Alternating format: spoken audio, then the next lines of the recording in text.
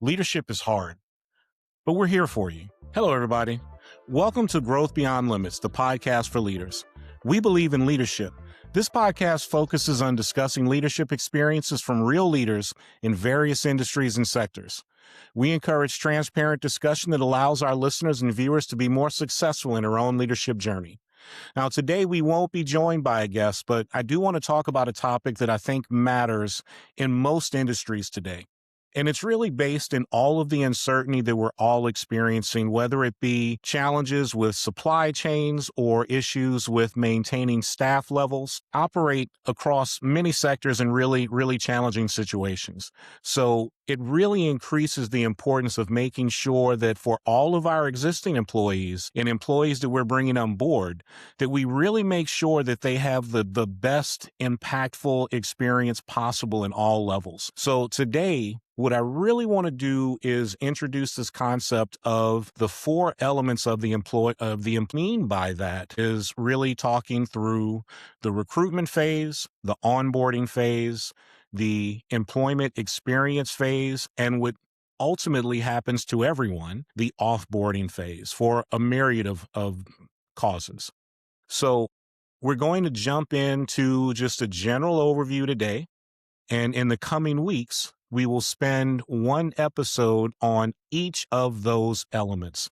First, the recruiting, then the onboarding, of course, the employee experience, the responsibilities of human resources, and what we can do as an organization to make sure that an employee experience while employed in the company is as valued as possible. And then lastly, the offboarding phase and making sure that every experience, regardless of how it ends, is a situation that involves both dignity and respect of both the organization and the individual. Because, of course, every bad experience has the ability to negatively impact future employees coming on board the organization. So with that, let's go ahead and jump into the first stage, what I think is really kind of the most important. And it happens in two very distinct models, and I've experienced both, and I want to share them with you.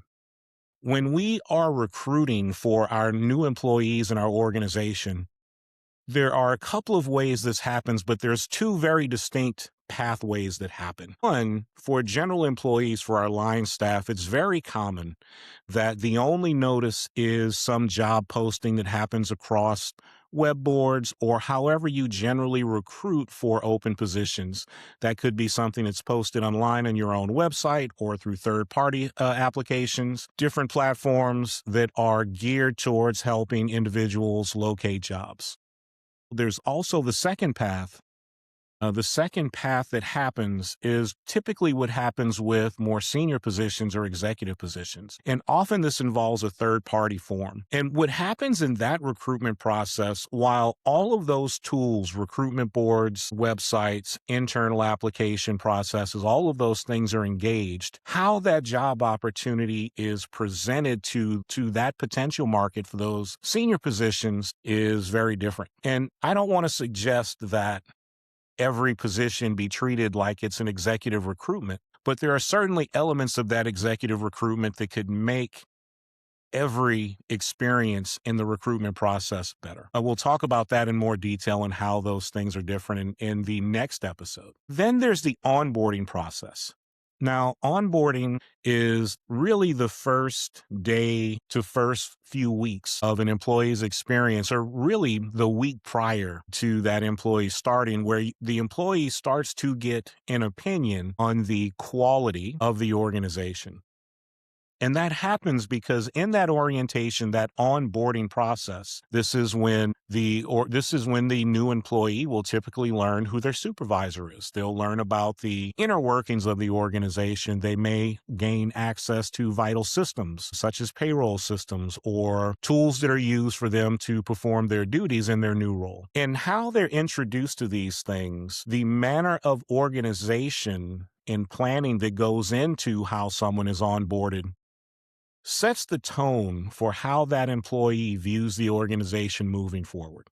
Now, the old adage You never get a second chance to make a first impression certainly applies here in the most tangible way. But it also applies in the previous phase I mentioned in the recruitment, and I don't want that to be lost. Up until this point, we are building a first impression that really needs to be positive and let the employee know that they're in a place that values its employees, that takes the work that they do seriously, that really wants to make sure that they're successful in the job and in the environment that that job exists.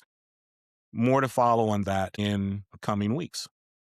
The third phase, I think, is the phase that we most readily acknowledge in the human resources world, which is really in that employee experience. And this is really how human resources interacts with the employee through daily tasks. It could potentially be payroll. Sometimes payroll exists within human resources. Sometimes payroll or benefits exist within finance. Sometimes they are standalone entities within an organization. But all of these interactions between the employee and human resources, be it for benefits, be it for support, be it for access to employee resources, being a place where an employee feels comfortable to be able to voice concerns about their work, their job environment, safety, risk, how they're being treated by other employees or their supervisor, all become incredibly important. And how human resources interacts not just with the individual employee, but with the employee body, with staff in general, with processes and workflows they have in place. Is it a human resources department that simply stays in the human resources office and simply awaits for contact from the staff and simply manages policies? Or is it a human resources department that is more focused on going out to various departments and divisions and really trying to engage with employees to gather feedback on how employees feel about what's going on in the work environment, be it collective bargaining agreements, be it concerns about how the general economy will affect their role in future budget cycles? All of those things become incredibly important. And how human resources performs those duties matters, and how the individual employee or collective bodies of employees feel about the organization in general. And that in turn affects things like motivation, resilience, adaptability, but ultimately performance and retention. So, important topics. And then lastly, the last topic that we'll be talking about in coming weeks is the offboarding of employees. So, obviously, employees, in simplest terms, either leave under positive scenarios or suboptimal scenarios, be it terminations, be it layoffs. They could leave because they are retiring or because they have promoted into a new role in another organization or perhaps a different department within the same organization. And in all of these cases, there is value in being able to have a conversation with the organization to be able to have a narrative available that in both of these cases provides dignity and respect for the individual. This is both a matter of risk with the individual case, specifically in terms of terminations, but this is also an opportunity for improving relationships with with other elements of the organization, other employees, to make sure that you retain as many staff as possible and create the best opportunity for positive external feedback on the organization because of all of your efforts across this this 4 element cycle of employment.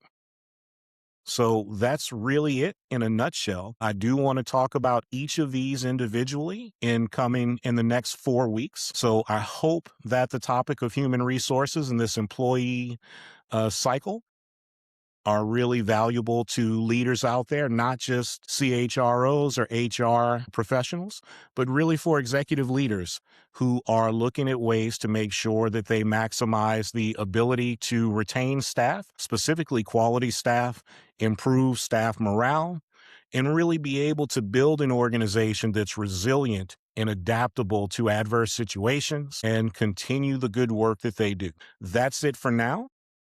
I really want to thank everyone who has continued to make time to listen to Growth Beyond Limits. The podcast continues to grow.